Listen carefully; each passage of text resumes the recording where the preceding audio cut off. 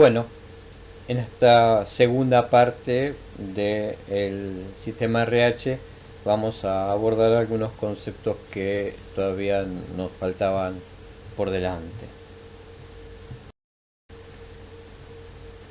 Ustedes recordarán que vimos en la clase anterior cómo estaba conformada la proteína RH, esa secuencia de entrada y salida que tenía varias veces a través de la membrana, y también la forma desde lo tridimensional de estructura decíamos, parecida a un barril sin fondo que tenía.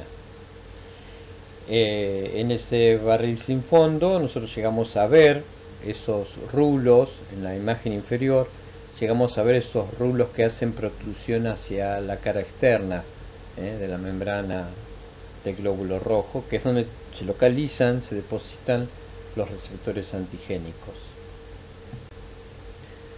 Recordemos que esta proteína de la que estamos hablando está allí, lo está como consecuencia de un mandato genético que proveyó información para sintetizarla y localizarla en ese lugar de la membrana.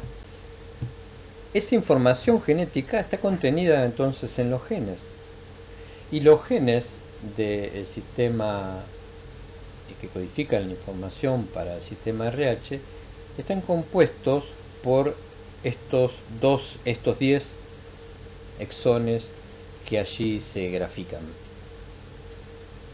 Cada uno de esos exones son un compendio o son unidades de información genética, y están unidas entre sí por esas líneas que están allí representadas, que serían los intrones.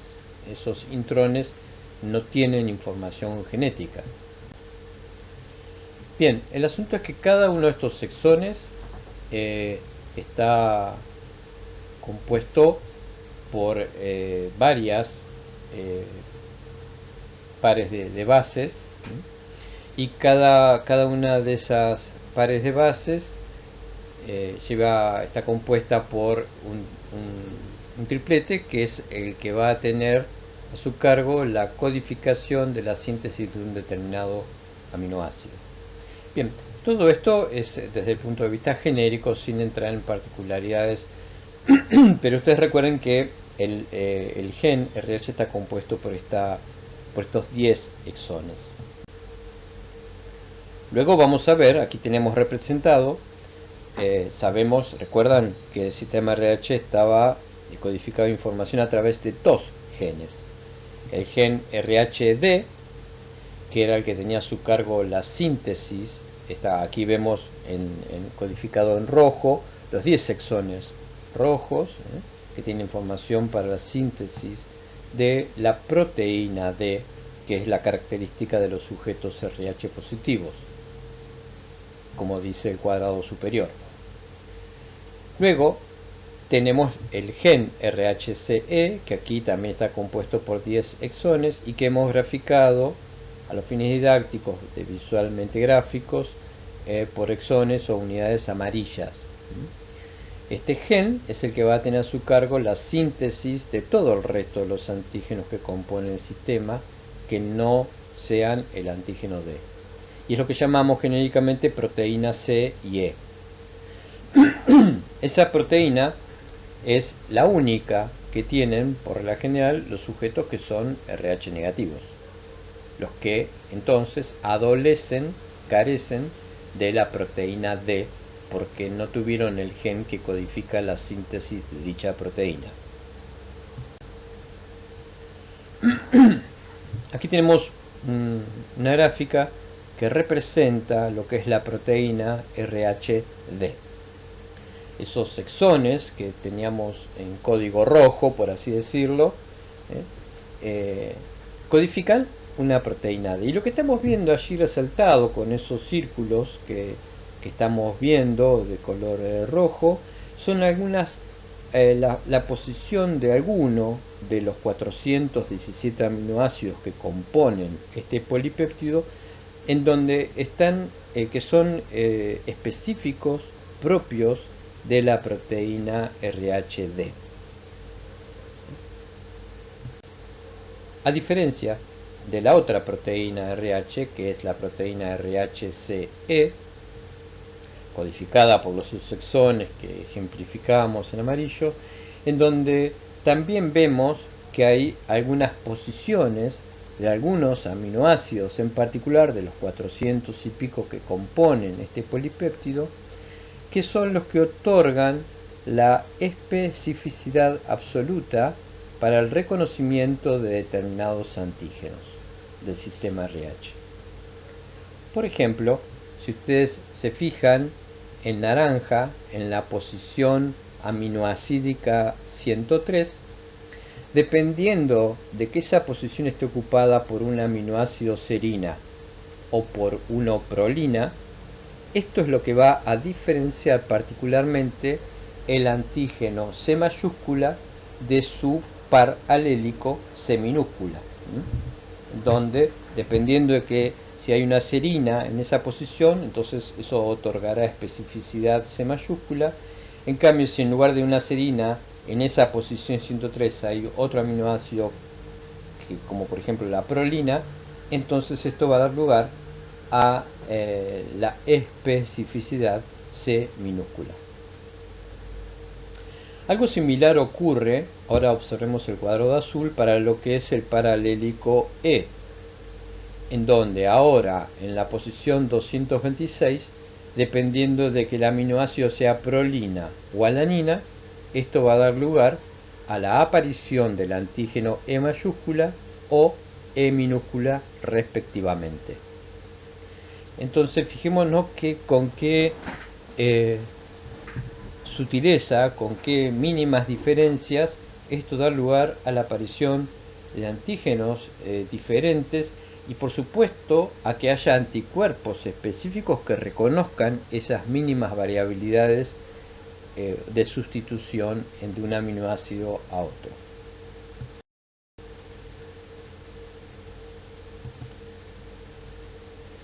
Vamos a hacer ahora algunas palabras acerca de por qué es tan importante el antígeno D.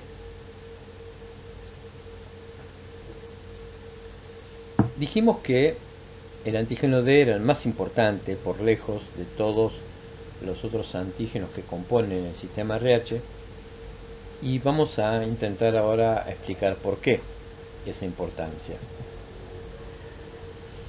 En primer lugar, los sujetos que carecen de ese antígeno, estoy hablando de las personas RH negativo, son aquellos que son susceptibles, que tienen capacidad de producir anticuerpos anti-D. Las personas que producen el anticuerpo anti-D son aquellas que carecen de ese antígeno y por tanto, si se exponen a él, pueden reconocerlo como no propio y el sistema inmune disparar la síntesis de anticuerpos anti-D en los procesos de sensibilización o inmunización esperados. Ahora, resulta que las personas RH negativos, si se exponen al antígeno D, pueden hacer estos anticuerpos anti-D, pero la chance de que eso ocurra va a depender del grado del inóculo o exposición a la que se vieron vistas sometidas. En otras palabras, notemos que el 80% de aquellas personas que reciben una transfusión de sangre RH positivo, siendo ellas RH negativos, el 80%, es decir, 4 de cada 5 personas RH negativos que reciban una transfusión RH positivo, van a inmunizarse, van a fabricar un anticuerpo anti-D. Pero nótese que no todas las personas, sino una gran proporción de ellas. Es lo que llamamos los individuos respondedores. Vamos a hacer un pequeño paréntesis antes de continuar aquí para recordar un concepto, que es de que estos anticuerpos anti-D son irregulares. Esto significa, o está haciendo referencia, a que ese anticuerpo anti-D presente en una persona RH negativo no estaba en esas personas desde siempre, sino que solamente van a aparecer de manera irregular como consecuencia de la exposición previa a ese antígeno D,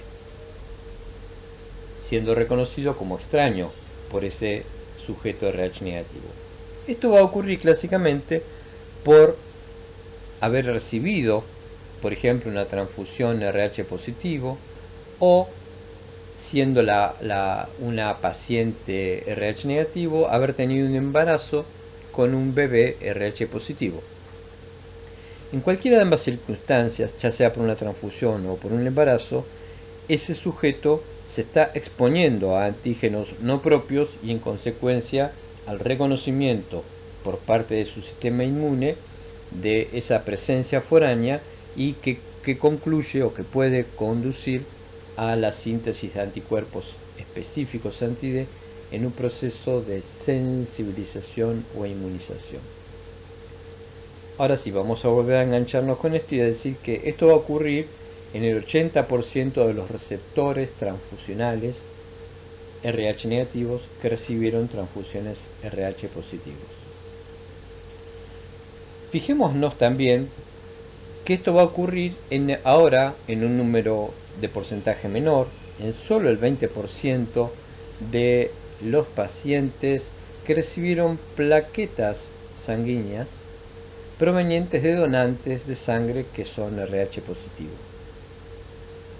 Y vamos a hacer aquí otra aclaración.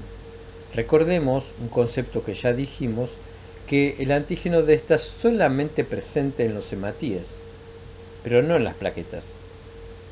Sin embargo, la inmunización de aquellos pacientes que reciben plaquetas es la consecuencia de la contaminación relativa, habitual, normal, que existen en los concentrados de plaquetas cuando éstas provienen de sujetos donantes RH positivos, en donde hay una cierta contaminación de esas plaquetas con hematíes que inevitablemente acompañen a ese concentrado de plaquetas, y esas mínimas cantidades de hematíes RH positivos que sí portan el antígeno pueden ser suficientes para inmunizar a un receptor RH negativo de esos concentrados plaquetarios.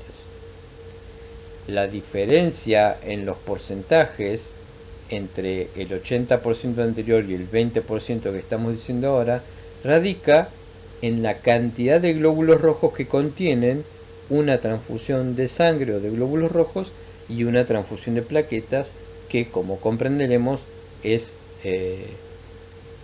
una diferencia muy grande en la magnitud de la cantidad de hematíes a los que se expone un paciente como consecuencia de esas transfusiones.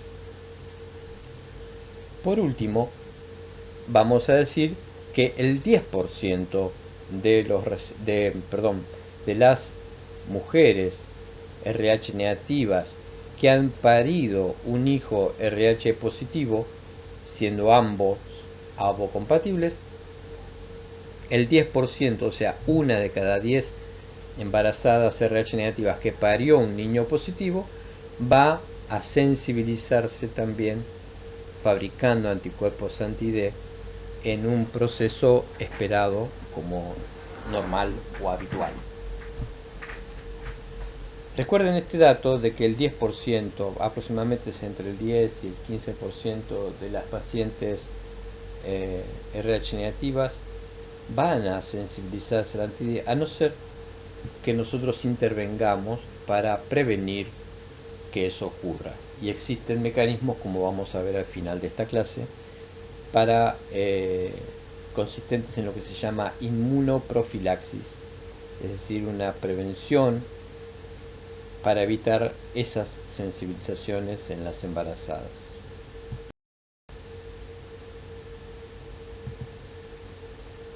Tenemos que saber que no todos los antígenos D en la membrana de un glóbulo rojo se presentan igual, sino que existen variaciones. Algunas de esas variaciones son normalmente halladas y que tienen que ver, por ejemplo, con los fenotipos de los sujetos. Fíjense, por ejemplo, aquí estamos viendo los tres primeros individuos. Son individuos RH positivos, en donde exhibimos aquí el genotipo RH al que pertenecen, y noten que los tres primeros individuos son sujetos homocigotas para el antígeno D, es decir, que han recibido información para el antígeno D por parte doble, tanto por parte de padre como de madre. Y el genotipo, los dos haplotipos que dan lugar al genotipo, aportan información para el antígeno D. Estos individuos van a tener RH positivos, van a tener aproximadamente el doble de cantidad de antígeno D en sus hematíes que los dos individuos que están a continuación, que como ven son sujetos heterocigotas, es decir, en donde solamente uno de los padres aportó información en sentido RH positivo y el otro progenitor no. En consecuencia, estos individuos van a tener aproximadamente la mitad del antígeno D expresado en sus hematíes en comparación con los tres primeros iniciales, que eran homocigotas y ofrecían entonces el doble. Este es el concepto que ya hablamos antes y que lo llamamos efecto de dosis antigénica. Espero que lo recuerden. Entonces, esto tiene que ver con las variaciones en la expresión del antígeno D, y esto está ocurriendo, como acabamos de escribir, en sujetos normales y comunes. Aquí los tenemos ordenados en un gradiente de menor cantidad antigénica. El último ejemplo que está allí expresado es el propio de un sujeto que tiene algunos fenotipos que son normales pero infrecuentes, un poco menos comunes, y que conducen a lo mismo.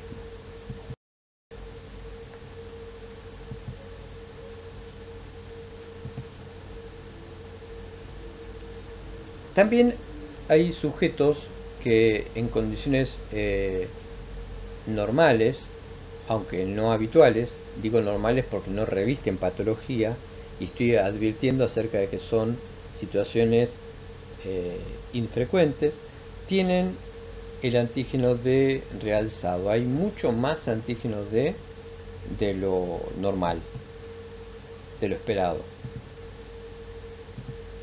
Y esto ocurre en determinados fenotipos como los que aquí se exhiben.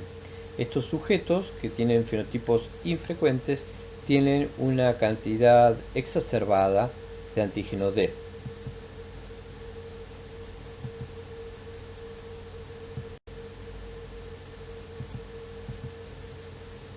Por otro lado, en la otra punta de la escala podrá ocurrir el fenómeno contrario, es decir, expresiones del antígeno D que estén debilitados, atenuados. Esto es lo que se conoce como antígenos D débiles, y vamos a hacer algunas salvedades de que ustedes podrán llegar a encontrar en alguna literatura vieja que esto se llamaba con el término DU.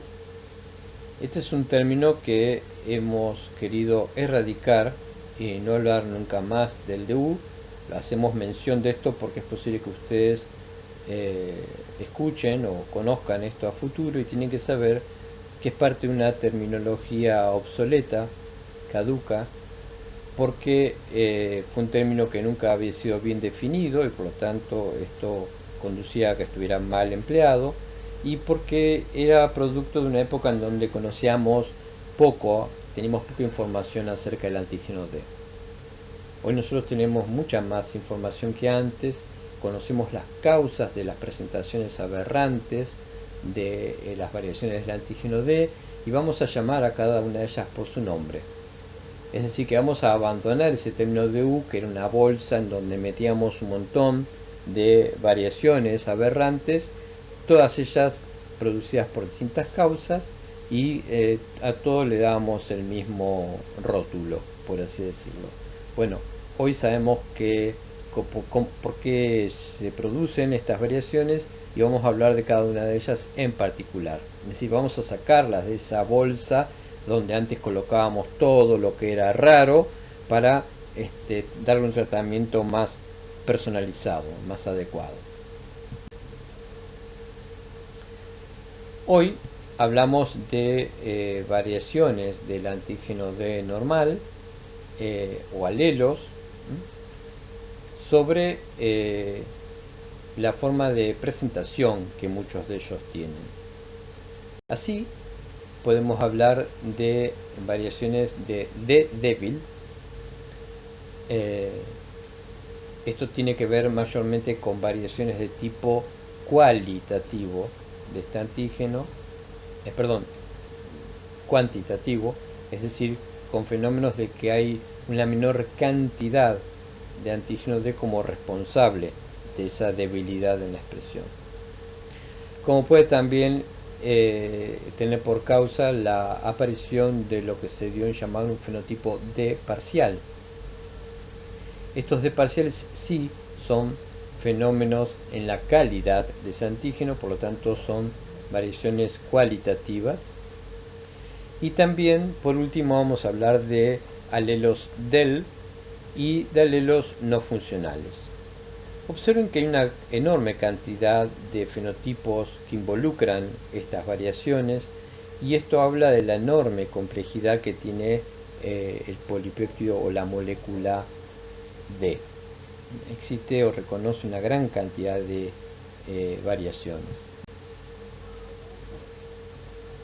Aquí tenemos una gráfica que intenta mostrar didácticamente, esto es solo a los fines didácticos de facilitar la comprensión, de un glóbulo rojo y portador de antígenos D.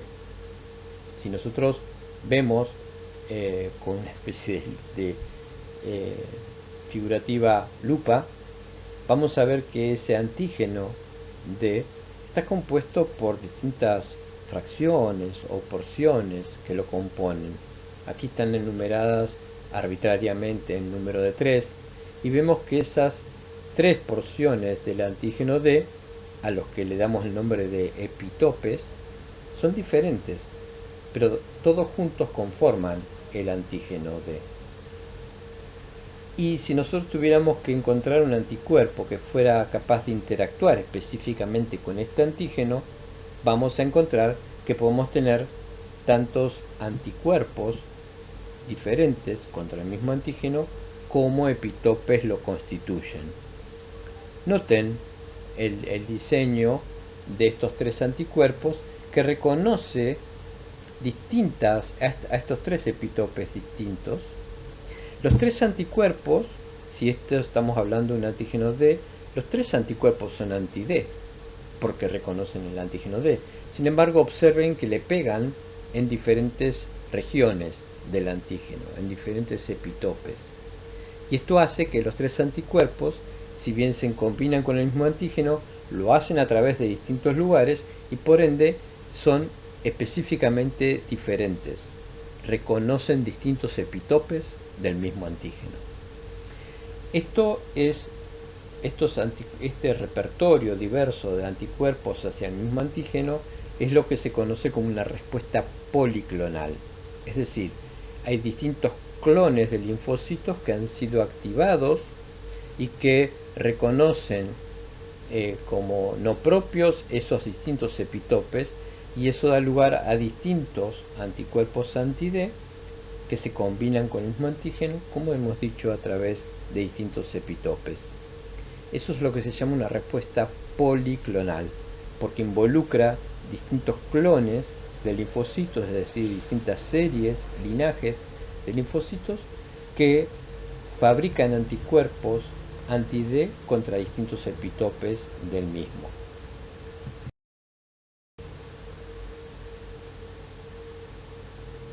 Aquí tenemos una gráfica que intenta mostrar un glóbulo rojo expresando antígenos D normales.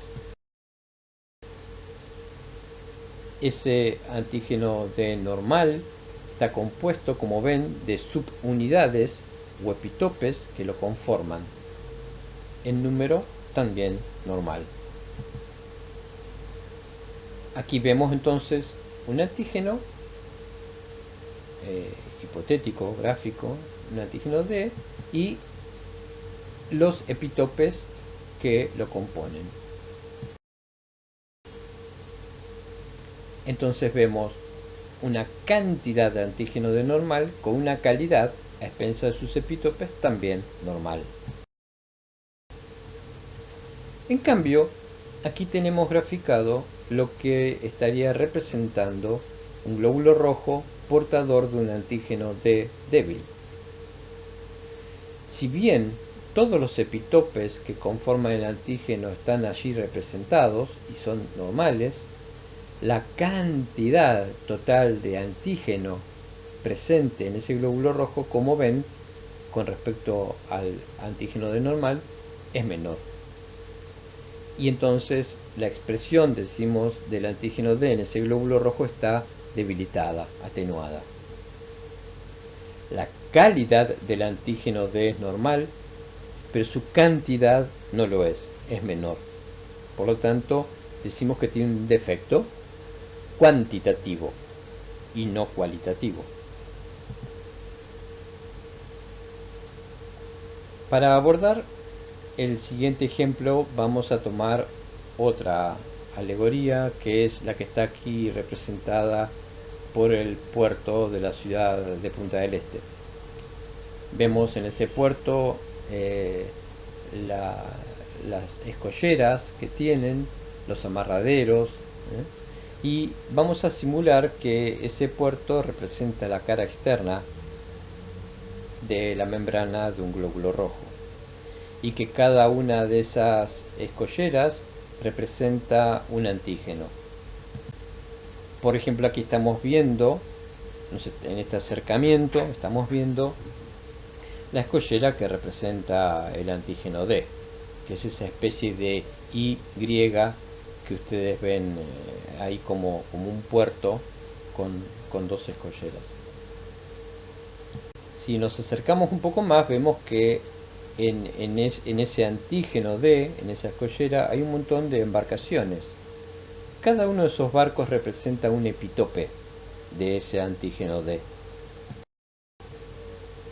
Y podríamos ver o preguntarnos qué pasaría si faltan algunas embarcaciones que esperábamos que estuvieran allí, pero no lo están. Son embarcaciones, o mejor dicho, epitopes ausentes en este antígeno D. Con lo cual se altera la calidad de ese antígeno. Al tener epitopes ausentes, o también podrían estar sustituidos o cambiados por otros barcos indebidamente, en cualquiera de los casos, ya sea por desaparición o por suplantación de un barco por otro, eso va a alterar la calidad de ese antígeno D. Entonces, eso es lo que vamos a llamar una variante D o antígeno D parcial, como se ilustra a la derecha, en donde, si observamos, vamos a ver que la cantidad del antígeno D puede ser normal, puede ser que también esté disminuida, en este caso está normal, pero lo que está cambiado es una de esas embarcaciones, uno de esos epitopes, en donde estamos observando que está alterado. Recordemos que esa alteración puede ser la simple ausencia de ese epitope, o puede ser el reemplazo o sustitución de ese epitope por otro anormalmente. Esto, a diferencia del caso anterior, va a ser una deficiencia o una diferencia en la calidad del antígeno, pero no necesariamente en la cantidad, como vemos. Entonces, vamos a hablar genéricamente de lo que son los sujetos D débiles como alteraciones en la cantidad del antígeno, y vamos a hablar de variantes D o D parciales en aquellos sujetos que adolecen de una variación de tipo cualitativa en el antígeno, que vamos a ver después puede o no estar acompañado además de alteraciones cuantitativas también. pero en principio es una variación en su calidad. Es decir que deberíamos prestar atención a que no todo lo que parece ser igual en definitiva lo es. Hay mínimas variaciones o sutilezas que los anticuerpos van a ser capaces de reconocer.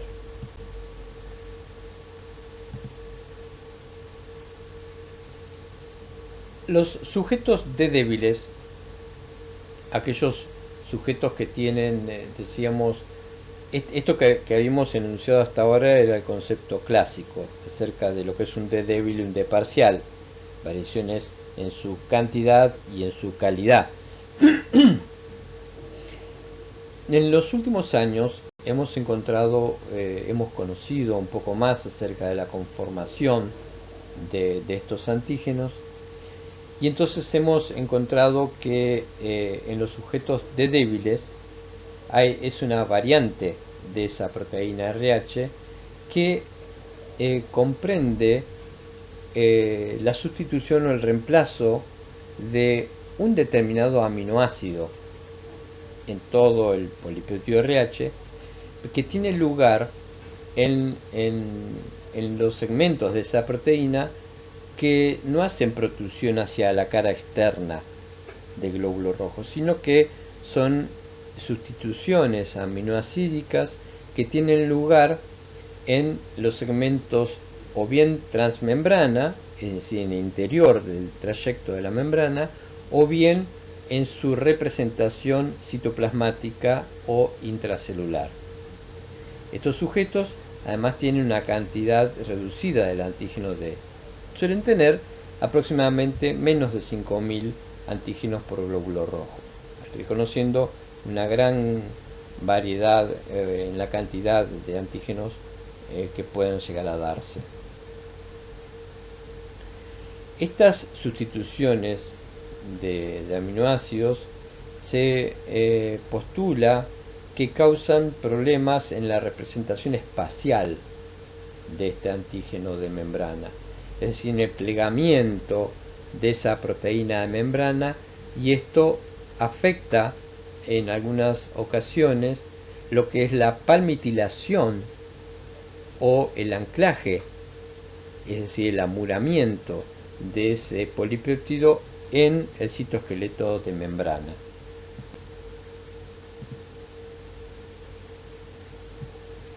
Y esto entonces hace que la cantidad de ese antígeno D que puede manifestarse en la superficie de la membrana del glóbulo rojo se vea afectado sensiblemente en su cantidad.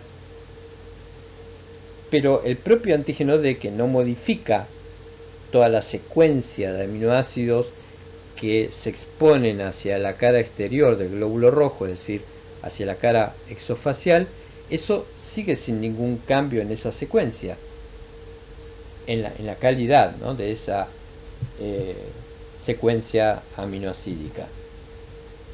De manera que la calidad de ese antígeno D normal parece ser normal. Aquí vemos un poco vamos a mostrar aquí un poco de qué estamos hablando para graficarlo mejor. Vemos el esquema que ya conocen, que vimos antes, de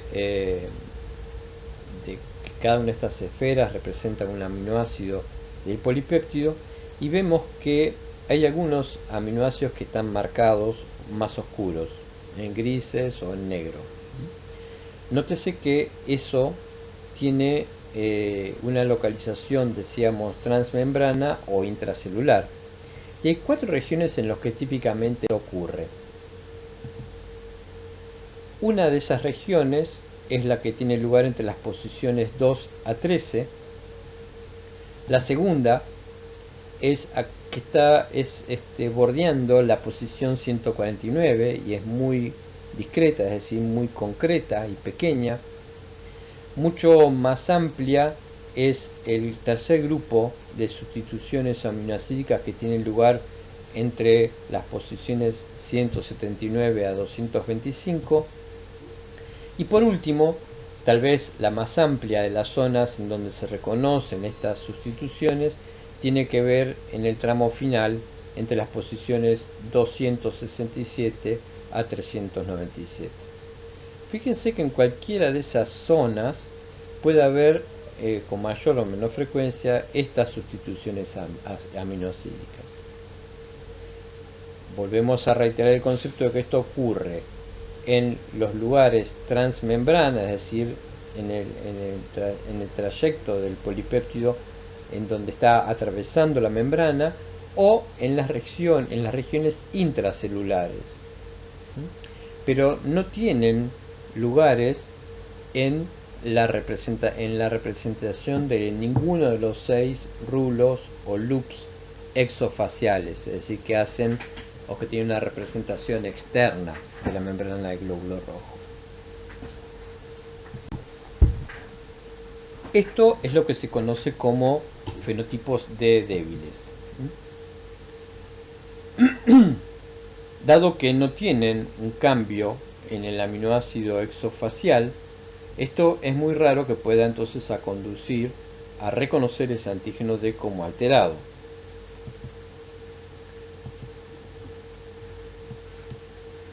Hay excepciones, fíjense, en donde algunos D débiles son capaces de producir una inmunización al antígeno D. Son excepciones, ¿eh?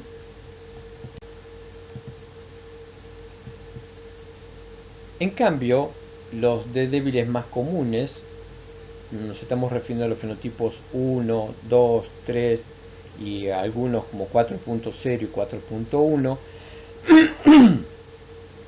esos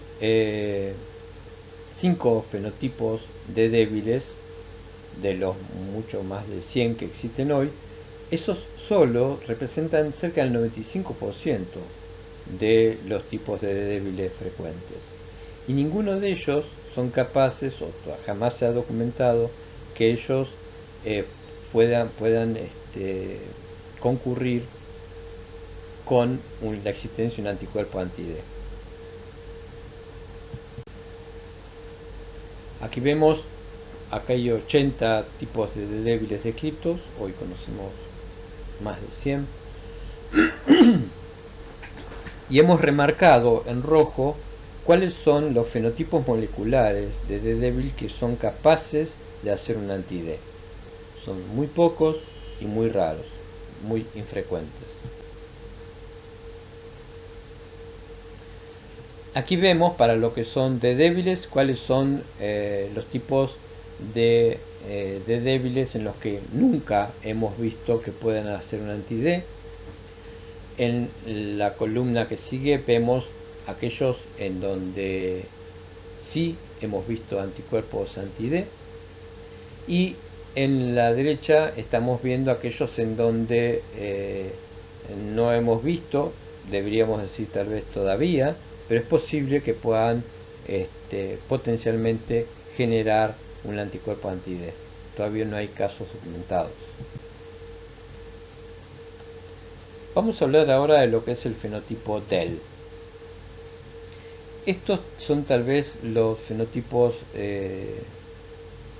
más débilmente expresados de todos las proteínas D.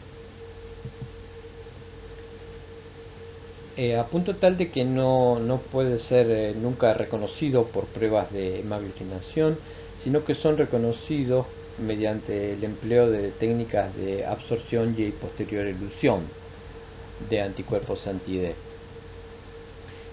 Estos glóbulos rojos tienen tan poquita cantidad de antígeno D como del orden de las 200 o menos copias de antígeno D por glóbulo rojo.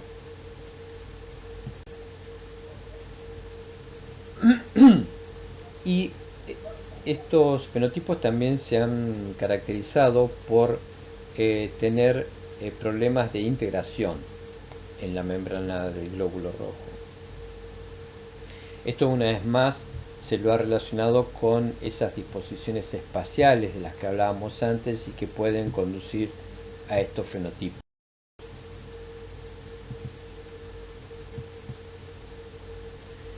Si vamos a hablar ahora de lo que son los fenotipos D parciales, ya habíamos visto antes que esto estaba claramente asociado a una deficiencia o a una alteración en la calidad de ese antígeno. Pero también sabemos que pueden tener además variaciones en la cantidad de ese antígeno.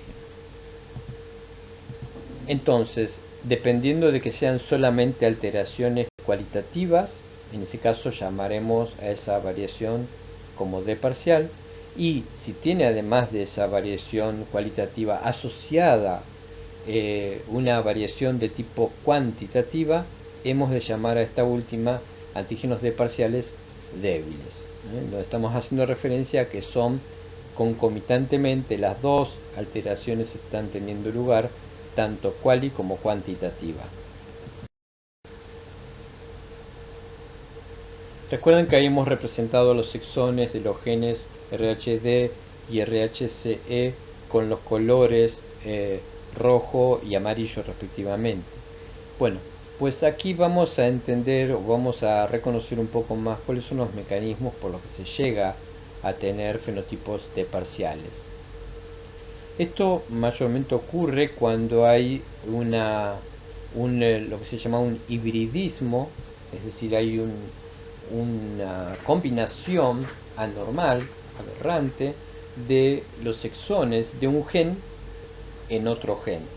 Por ejemplo, en un gen D, que debería estar representado, digamos, por exones rojos, pueden estar indebidamente intercalados exones de un gen CE, el amarillo, como vemos en el ejemplo superior. Lo propio también puede ocurrir al revés, en un gen CE encontrar fragmentos de exones de un gen D. En cualquiera de estas circunstancias, esto va a dar lugar a la síntesis de proteínas D cualitativamente alteradas, es decir, aberrantes. Estos exones van a aportar información para la síntesis de epitopes D o la ausencia de epitopes D, dependiendo de si se trata de un gen CE o de un gen D. Aquí vemos cómo estos exones que están representados en la izquierda repercuten o correlacionan con alteraciones de la síntesis de la proteína D a nivel de la membrana del glóbulo rojo también alteradas. Es decir, siempre que haya un gen defectuoso va a sintetizarse una proteína defectuosa.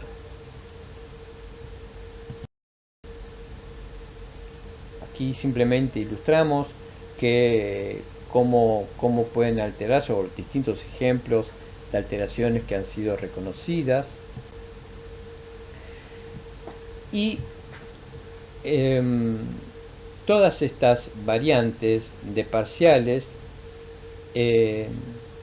tienen un común denominador que consiste en que tienen una repercusión en cualquiera de esos 6 rulos exofaciales de los que hablábamos antes.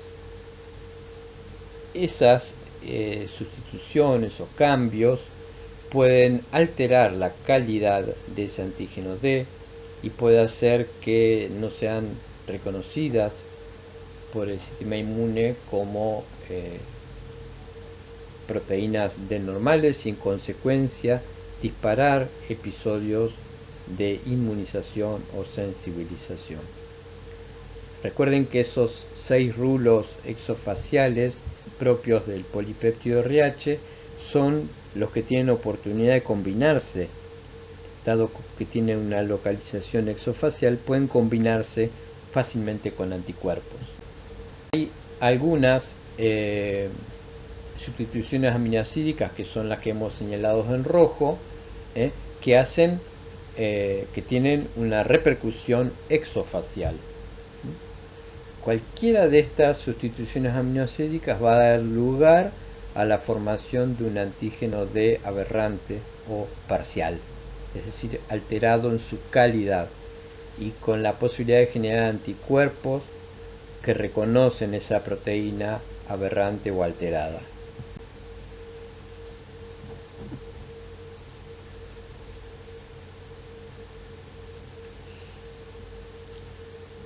Los individuos D parciales, todos ellos pueden conducir a la aparición de anticuerpos anti-D dirigidos contra los epitopes ausentes o sustituidos de la proteína D normal.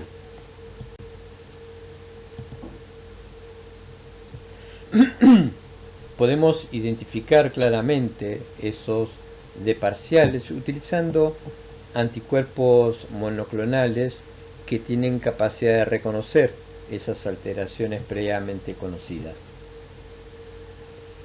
Así vamos a tener distintas categorías de expresadas que todas van a ser en definitiva distintos tipos de parciales conocidos.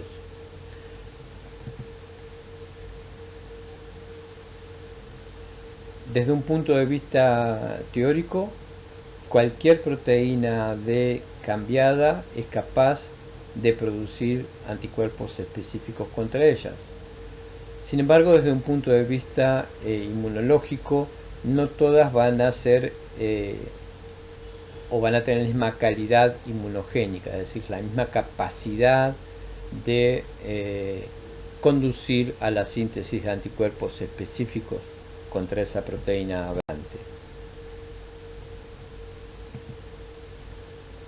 Hoy, de toda la respuesta que ya vimos antes, policlonal, dirigida contra distintos epitopes que componen el antígeno D, podemos aislar o separar algunas líneas celulares de algunos linajes linfocitarios que fabrican específicamente anticuerpos anti-D contra determinado epitope.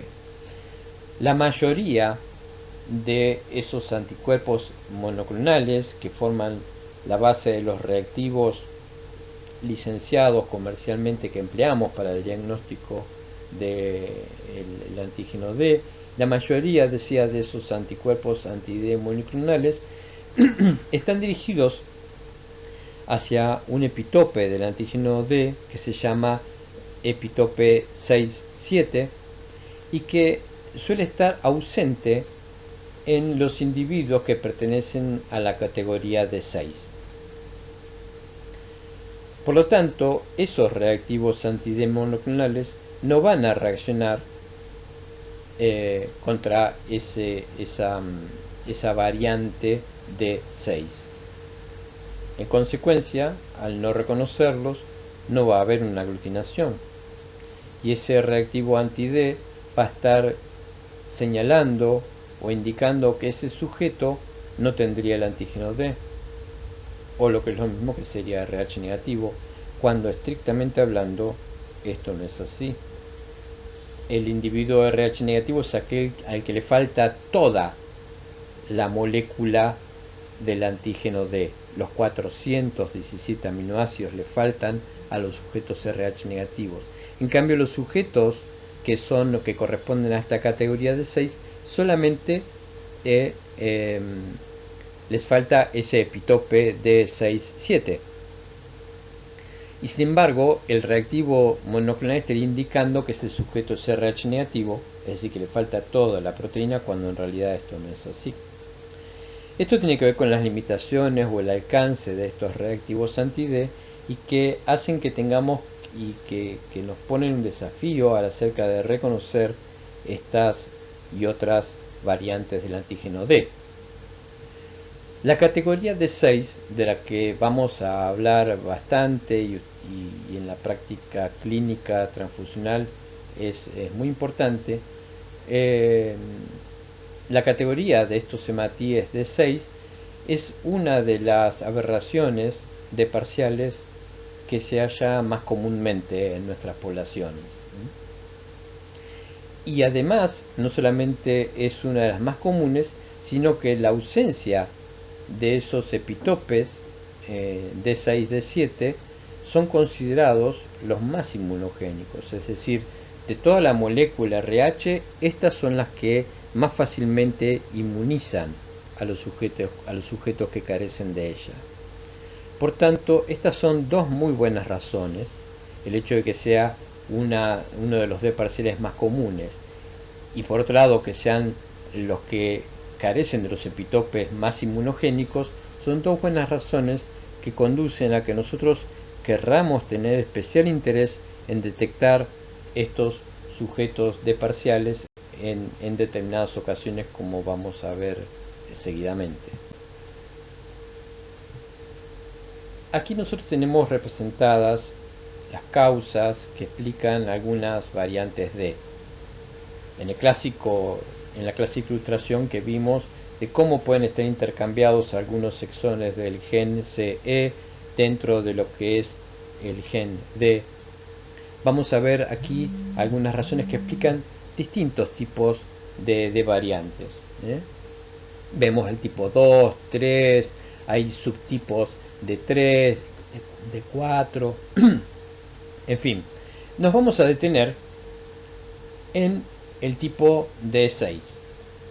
El tipo D6, que está aquí representado, reconoce 4 subtipos de D6, y fíjense que cada uno de ellos lo son como consecuencia de las sustituciones de un gen CE en reemplazo de los que deberían ser exones D. Si nosotros vemos esos 4 subtipos en particular, el subtipo 1, 2, 3 y 4, todas variaciones del gen de la proteína D6, vamos a ver que cada una de ellas son más o menos frecuentes en distintas razas o etnias, y que cada una de ellas va a tener mayor o menor cantidad de antígeno, pero todos ellos van a tener en común el hecho de que tienen una proteína aberrante, es decir, cambiada. Fíjense que el tipo 1 tiene nada más que 600 antígenos. En cambio, el tipo 3 tiene 12.000.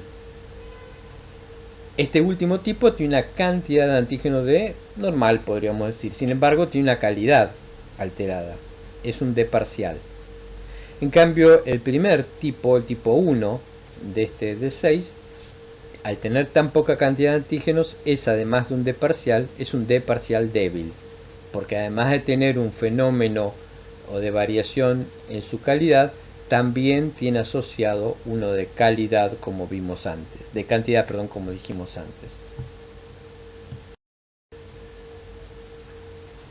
Cualquiera de estos D parciales puede ocasionar los problemas de los que vamos a hablar a continuación. Aquí tenemos representado en el margen izquierdo lo que sería una proteína D normal.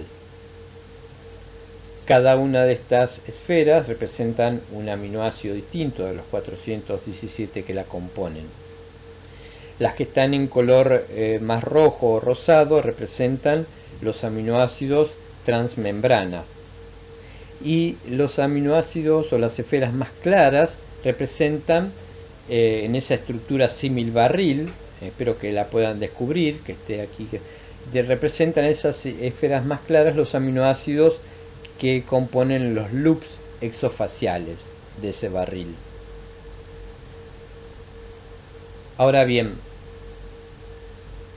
en la imagen de la derecha estamos viendo una proteína D6, es decir, una proteína D aberrante, es un D parcial. Y vemos que hay dos loops que están alterados ahí, que son los que aparecen en celeste, más clarito, o un poco más intenso, pero en la gama del celeste. Ahí vamos a ver, si volvemos a la imagen de la izquierda, que un anticuerpo anti-D, la flecha señala cuál es el sitio de combinación que tiene. Bueno, son esas dos esferas más intensamente teñidas de amarillo. Ese es el lugar de combinación de la mayoría de esos anticuerpos anti-D. Ahora nos va a resultar fácil entender entonces por qué ese mismo anticuerpo anti-D no es capaz de reconocer la molécula de la derecha, que es una variación del antígeno D, porque le falta esos dos aminoácidos que constituyen el sitio de combinación con ese anticuerpo. Fíjense que están cambiados por esos dos celestes más intensamente teñidos.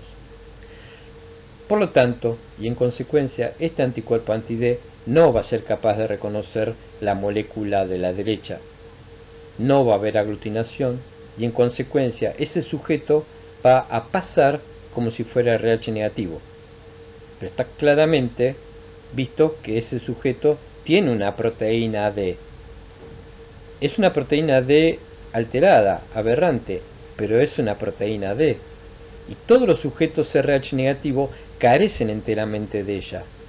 Y si se exponen a esta proteína D aberrante, van a fabricar un anticuerpo anti-D contra todos los componentes de esa proteína aberrante de la que carecen los sujetos RH negativos.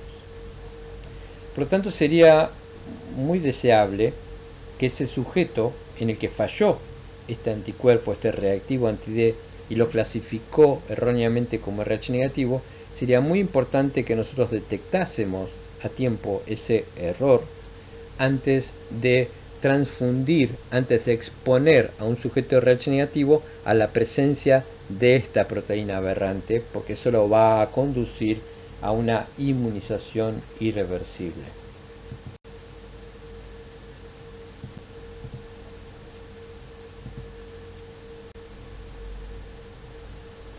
Aquí vemos un mapa enunciativo acerca de la cantidad de tipos de D parciales que conocemos. Hoy la lista está un poco antigua, sin de más de 100, pero queremos resaltar aquí los 4 subtipos de D6 de los que hablábamos antes.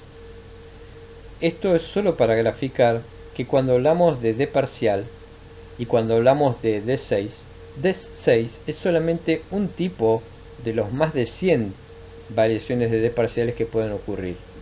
Pero si hacemos énfasis en el D6 es por las dos razones que mencionamos antes, porque es una de las aberraciones de D parciales más comunes y porque es de las más inmunogénicas, es decir, aquellas que inducen más fácilmente la síntesis de anticuerpos.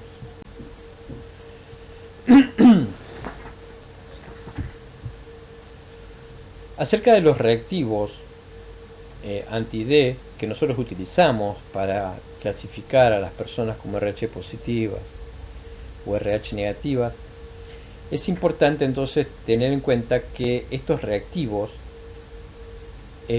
tienen una reactividad que es variable, no solamente con los D parciales, sino también con los D débil, y no podemos diferenciar entre ellos uno u otro de una manera confiable. Esto entonces nos impone un desafío. Generalmente estos reactivos detectan la mayor cantidad de categorías D o D parciales en una fase que complementamos con un reactivo auxiliar. Ya lo vamos a ver luego. Esto hizo que en la medida que fueran modificándose estas herramientas que son los reactivos con los que trabajamos, conforme la tecnología se fue desarrollando, también las estrategias fueran cambiando. Y vamos a hacer un breve reconto. En la década del 60, fíjense, se identificó por primera vez esta categoría de 6, ya como el alelo o la variación más importante en términos de riesgo de inmunización D. Luego se desarrolló una estrategia para considerar a esos sujetos D6 como si fueran D negativos entre la población europea. Estamos hablando de aquellos sujetos que fueran receptores transfusionales. Ya 2 décadas más tarde, a finales de la década de los 80, se pudieron desarrollar reactivos monoclonales para detectar a estas variaciones que permitieron diferenciar entre glóbulos rojos D6 de los que eran D positivo normales. Un poco más acá en el tiempo, fíjense allá por el 95, los reactivos de monoclonales que no detectan D6 empezaron a ser aceptados para tipificar en la forma rutinaria.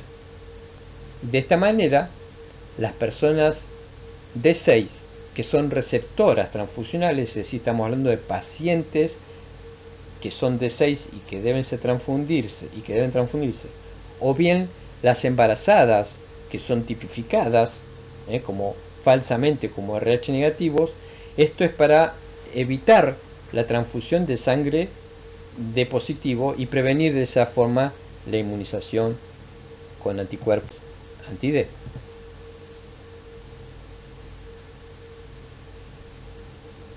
Por otra parte, fíjense que ya después algunos reactivos que tenían más de un clon, por eso se llamaban oligoclonales anti-D, que eran mezclas o blends de dos o más anticuerpos monoclonales, detectan ese fenotipo de 6 y pueden ser muy útiles para tipificar donantes de sangre, pero no pueden utilizarse en el laboratorio transfusional y en las pruebas prenatales. También dentro de lo que es esta evolución de estrategias no se recomienda todavía hasta el día de hoy el uso de anti-D de origen policlonal humano, o de mezclas de policlonales con monoclonales para cualquier prueba serológica en el ámbito de la rutina práctica. Bien, así entonces nosotros tenemos reactivos que detectan el D6 y el D débil. Estas son las presentaciones comerciales que podemos adquirir en plaza para tipificar a las muestras de sangre. Sin embargo, disponemos de reactivos, decíamos, que detectan D6 o D débil, y reactivos también que no tienen esa capacidad, es decir, que no detectan ni D6 ni D débiles. ¿Cuál de estos dos reactivos vamos a emplear? Pues no hay una sola respuesta. Hemos de emplear los dos reactivos según cuál sea la circunstancia del individuo al que estamos tipificando. Y entonces, vamos a utilizar los reactivos que detectan D6 en dos clases de sujetos, que son los sujetos que vamos a llamar que son inmunizantes, es decir, que tienen la capacidad de inmunizar a otros. ¿Quiénes son esos sujetos? Bueno, pues claramente ahí vemos ilustrado en la foto de la derecha el donante de sangre. Es en el que vamos a recolectar una bolsa de sangre. Ese sujeto, ese donante, si llega a ser del fenotipo D6, tiene una proteína aberrante D. Y nosotros no queremos que ese sujeto sea inadvertida, involuntariamente tipificado como RH negativo, porque eso conduciría a que reservaríamos esa bolsa para transfundir a los RH negativos. Y ya hemos visto cuál es el efecto que tendría el de transfundir una proteína aberrante RH en un sujeto RH negativo. Haría un anticuerpo contra los epitopes allí presentes RH positivos. Entonces, en estos sujetos vamos a extremar los recaudos para detectar ese fenotipo de 6 y vamos a emplear entonces reactivos que tengan esa capacidad de detectar esa molécula de parcial 6. También, con un criterio similar, vamos a utilizar estos reactivos para tipificar a los otros sujetos inmunizantes, que son los niños, los bebés recién nacidos de madre RH negativo. En ellos, si ellos fueran portadores también de esta proteína D6 aberrantes, va a ser importante que clasifiquemos a este niño como portador de una molécula D aberrante, porque en ese caso esto calificará a su madre como un individuo a ser protegido con la inmunoprofilaxis de la que hablábamos antes. Por lo tanto, si nosotros utilizásemos en estos sujetos un reactivo indebidamente que no detecte CD6, ellos van a pasar inadvertidamente clasificados como RH negativos. Y esa bolsa, en el caso de los donantes, se transfundirá a un RH negativo, y ese niño recién nacido va a ser clasificado como RH negativo, y esto va a dar lugar a que digamos que esa madre no debe ser considerada candidata a la inmunoprofilaxis y en consecuencia se va a inmunizar. Es en prevención de estas dos circunstancias que vamos a emplear para clasificar estos dos sujetos inmunizantes una gama de reactivos anti-D que detecten la variante D6 y D débil. Esto va a minimizar las posibilidades de inmunización.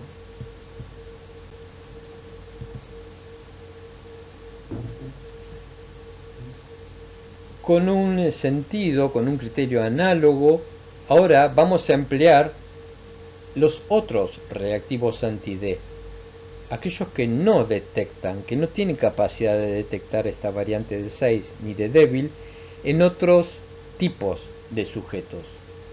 Nos estamos refiriendo a pacientes. ¿Qué pacientes? Pueden ser de dos tipos. O los receptores transfusionales que vemos allí a la derecha, es decir, un paciente que va a recibir una transfusión de una bolsa de sangre, o en las pacientes embarazadas, las pacientes obstétricas. Si nosotros tipificamos a ese paciente que tenemos a la derecha, que vamos a transfundir, si ese sujeto tiene una proteína D6 aberrante, la conducta va a ser no enterarse. Es decir, que ese sujeto vamos a tipificarlo con un reactivo que no detecte esa variante. En consecuencia, él va a ser tipificado como RH negativo. Aunque estrictamente hablando no lo sea, porque insistimos, él porta una variante aberrante, vamos a considerarlo como un sujeto RH negativo, y esto va a hacer que elijamos para su transfusión una bolsa de sangre de un donante RH negativo. Esta es la política transfusional más segura, es aquella que va a evitar que ese individuo pueda hacer anticuerpos anti-D contra, si le hubiéramos administrado una bolsa RH positivo, que porte epitopes D de los cuales él carece. De la misma manera, una paciente obstétrica que sea D6, tampoco vamos a querer enterarnos. Vamos a querer tipificarla como RH negativo, una vez más, aunque estrictamente hablando no lo sea, para que ella sea considerada candidata a recibir una inmunoprofilaxis.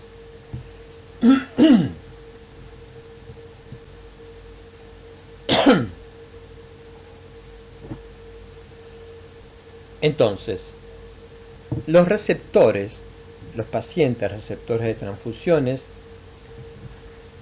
en contraste, decimos, con los portadores de D parcial inmunizados, no se han observado aloinmunizaciones anti-D en personas de tipo 1, 2, 3 y 4.0 y 4.1. Recordemos lo que dijimos antes, estos alelos son los D débiles más comunes. Todos juntos representan el 95% de todos los fenotipos D débiles. Y estos sujetos no pueden hacer anticuerpos anti-D.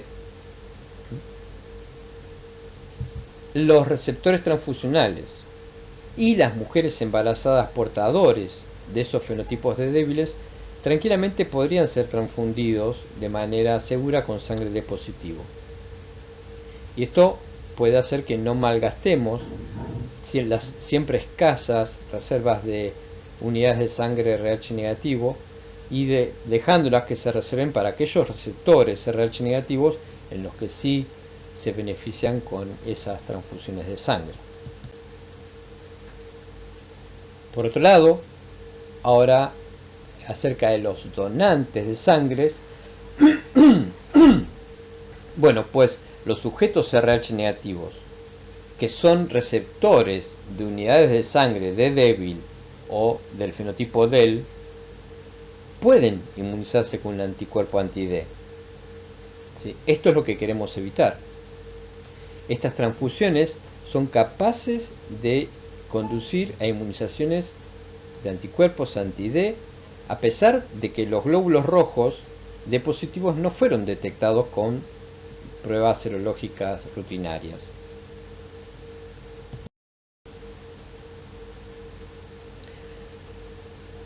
Vamos en esta última parte de la exposición a hablar acerca de algunos conceptos que explican por qué RH es importante en la incompatibilidad de sangre materno-neonatal. Para que esto ocurra necesitamos que se den algunas condiciones, como ser que el padre sea RH positivo y la madre sea RH negativo. Aquí estamos viendo, por ejemplo, qué ocurre durante el transcurso de este embarazo, en donde si vamos a ver con un poco más detalle el recuadro que está ahí punteado, vamos a ver que tenemos del lado derecho, ahí estamos viendo un enfoque de lo que es la placenta, y vemos cómo tiene lugar ahí la combinación o cómo es la circulación de sangre entre el lado materno y el lado fetal, que permite la transmisión de gases y nutrientes, es decir, que permiten el progreso del embarazo. Aquí vemos del lado derecho representada la circulación materna de una mujer que es RH negativo, y del lado izquierdo vemos lo que es la circulación fetal de un feto que ha heredado el RH paterno, es decir, es RH positivo. En condiciones normales, esa sangre no se mezcla. La tal llamada barrera placentaria logra impedir las microtransfusiones de un lado a otro. Sin embargo, en el momento del parto y del alumbramiento, donde existe una disrupción de estos tejidos placentarios, suele existir una mayor presión del lado fetal que del lado materno, y esto conduce a que existan microhemorragias en un sentido. La mayor presión del lado fetal hace que el sentido de la hemorragia migre desde el lado fetal hacia el lado materno. Entonces hablamos de hemorragias fetomaternas. Esos hematíes RH positivos del niño pueden alcanzar la circulación materna y conducir al posterior reconocimiento de esos hematíes extraños por parte del sistema inmune de la madre, que aquí está representado en el órgano del vaso, y esos hematíes fetales incompatibles son reconocidos por el sistema inmune materno, y esto va a desencadenar la producción de anticuerpos anti-D. Luego, esos anticuerpos anti-D van a permanecer en la circulación de la madre, y decimos que ella se ha sensibilizado o inmunizado, fabricando anticuerpos específicos anti-D. Si nosotros vemos una vez más en detalle, estos anticuerpos anti-D pueden pasar sin ninguna dificultad la placenta y ocasionar el daño, pegarse a los hematíes fetales RH positivos de subsiguientes embarazos, produciendo la lisis de esos hematíes fetales. Esos anticuerpos IgG no tienen dificultad para atravesar la placenta, dificultad que sí tienen los formatos de anticuerpos IgM, que no tienen capacidad de transferencia transplacentaria.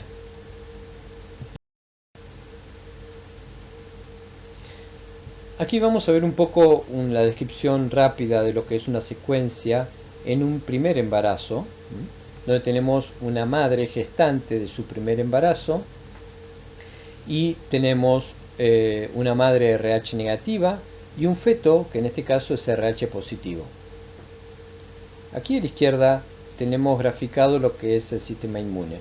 Ese sistema inmune que está representado en esta figura de esta especie de vikingo, lo vemos que está en un estado pasivo de aletargamiento. Aquí ese sistema inmune no está siendo desafiado en principio, hasta que en el primer parto muchos hematíes fetales pasan a la circulación materna y el sistema inmune vemos que se ha colocado en una alerta amarillo. Tiene posibilidad de reconocer esos antígenos no propios en la madre y en consecuencia dispararse lo que se conoce como un principio activo. Aquí vemos el sistema inmune en un estado más belicoso. Vemos que esto conduce a la síntesis de anticuerpos contra esos hematíes fetales y esto entonces termina en la producción de anticuerpos anti-D por parte de la madre RH negativo. Luego de que termina el embarazo, la mujer ha quedado irremediablemente inmunizada.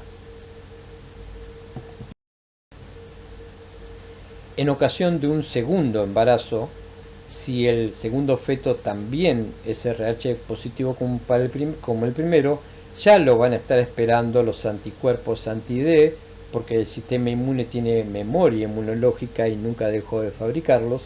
Tiene preparado todo un arsenal de estos anticuerpos que van a pasar sin ninguna dificultad por la placenta y van a posicionarse en los hematíes RH positivo fetales para conducir a un proceso de lisis y posterior anemia fetal. Esto es lo que se conoce entonces como una enfermedad hemolítica feto-neonatal que ataca a los hematíes del niño, dañándolos y produciendo esta tan temida enfermedad.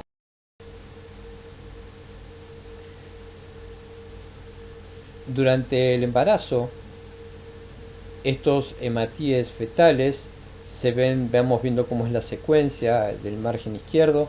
Estos hematíes han sido cubiertos por anticuerpos y en el órgano efector fetal, que es su vaso, estos hematíes van a ser precozmente destruidos. Eso va a conducir en este círculo a una liberación de hemoglobina que va posteriormente a ser degradada a bilirrubina indirecta, que va a pasar del otro lado de la placenta, que es permeable a la placenta y que va a ser tomada por el hígado de la madre, de la embarazada, el hígado materno, que va a conjugar esta bilirrubina a un estado de bilirrubina directa, lo cual es una bilirrubina inocua para el niño y posteriormente va a ser excretada. Todo esto ocurre durante el embarazo, es decir, antes del parto. Pero después del parto, ¿qué es lo que va a ocurrir? Va a ocurrir que esos hematíes que vemos una vez más en el margen izquierdo, recubiertos por anticuerpos, estamos diciendo que aquí ya hubo un parto y que hemos cortado el cordón umbilical.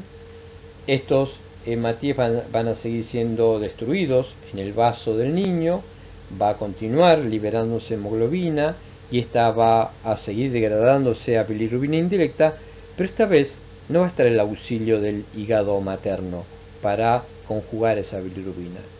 Y el hígado del recién nacido suele ser inmaduro, insuficiente para metabolizar esa enorme cantidad de bilirrubina que se le ofrece, y esto va a dar lugar a que ese niño se impregne de este pigmento, de esta bilirrubina, dándole lugar a esa coloración de toda la piel y los tegumentos amarillo, que es lo que se conoce como ictericia.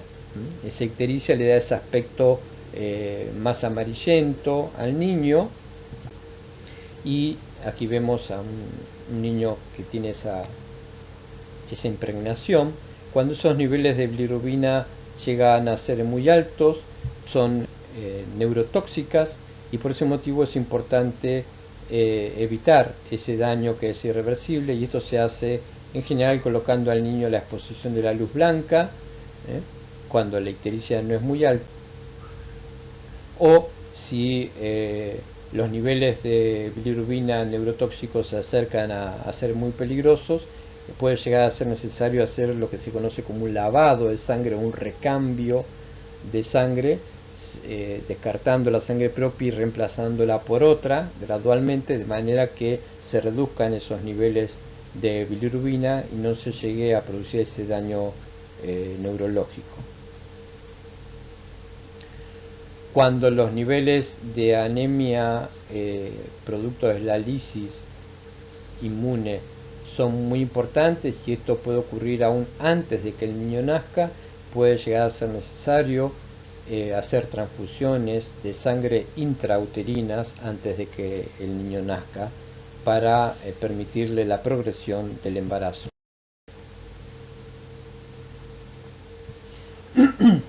Bueno, esto fueron unas breves palabras acerca de la fisiopatología de la enfermedad hemolítica feto-neonatal, de las cuales vamos a verlo en mucho más detalle en otra asignatura, como es patología inmunohematológica.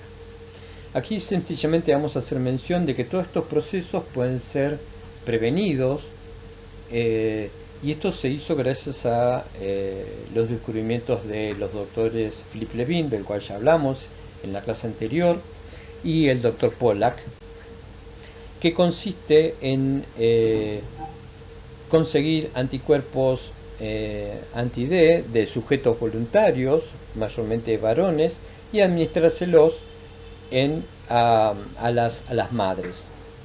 Es decir, que nosotros le estamos administrando a las madres los mismos anticuerpos que queremos evitar que ella fabrique. Y esto funciona con enormes pools de sujetos, de plasma de sujetos inmunizados, que se concentran y se pueden administrar a la madre. Aquí lo vemos, por ejemplo, una vez más en el primer embarazo. Aquí vemos una madre en un primer embarazo con un feto RH positivo, y el sistema inmune está en verde, quiere decir que no ha reconocido todavía a los hematíes RH positivos. Si nosotros administramos esos anticuerpos anti-D exógenamente, es decir, pasivamente, esos anticuerpos anti-D de sujetos voluntariamente inmunizados, y se los administramos a la madre, lo que va a ocurrir es que cuando hematíes fetales alcancen la circulación materna, estos van a ser rápidamente destruidos por efecto de estos anticuerpos antes de que el sistema inmune de la izquierda los reconozca como presentes. De manera que cuando este embarazo termine, los pocos hematíes residuales RH positivos que hayan pasado a circulación habrán sido destruidos por esos anticuerpos, y la madre nunca llegará a fabricarlos. Los administrados pasivamente tienen una vida media muy corta, de manera que no van a permanecer en la circulación mucho tiempo, y entonces se logró el efecto de evitar que esta mujer se inmunice. Por eso es importante detectar a estas pacientes a tiempo para poder intervenir en una inmunoprofilaxis. Recordemos que esta inmunoprofilaxis consiste en los mismos anticuerpos anti-D que se administran a la paciente para evitar que ella haga o sintetice los propios a expensas de su sistema inmune. Bueno, vamos a dar por concluida esta primera aproximación a lo que fue el sistema RH. Nos volveremos a encontrar en la siguiente clase. Muchas gracias.